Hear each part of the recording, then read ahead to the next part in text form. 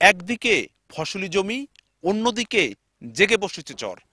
দেখে বোঝার উপায় নেই এটি নদী নাকি কোনো মরা খাল। দীর্ঘদিনেও ড্রেজিং না হওয়ায় মাদারীপুরের শিবচরের বিলপদ্মা নদীর এমনই মরণ দশা।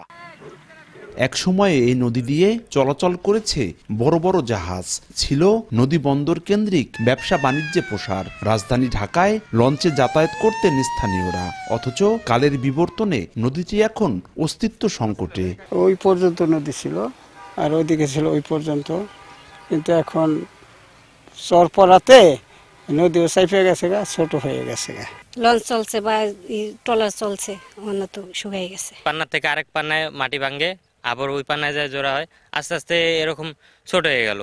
এদিকে মরণ দশা নিয়ে কোনো মতে টিকে আছে সদর উপজেলার আড়িয়ালখা নদ, কুমার নদও। দীর্ঘদিন ড্রেজিংয়ের অভাবে কোথাও তৈরি হয়েছে বালুচর, হারিয়েছে নাব্য, হারিয়েছে জৌলুসও, নেই খরস্রোতের সেই চিরচেনা রূপ। প্রকৃতি ও পরিবেশের ভারসাম্য রক্ষায় নদ নদীগুলোকে ড্রেজিংয়ের মাধ্যমে বাঁচিয়ে রাখার আহ্বান এলাকাবাসীর। আগে এক সময় নদী ছিল, বড় নদী, এখন মরে গেছে গা।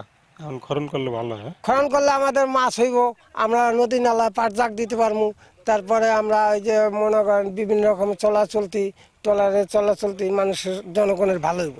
নদীর পানি প্রবাহ সচল ও ধারণ ক্ষমতা বাড়াতে সমীক্ষা করে ড্রেজিংয়ের উদ্যোগ নেয়ার কথা জানান স্থানীয় পানি উন্নয়ন বোর্ডের কর্মকর্তা।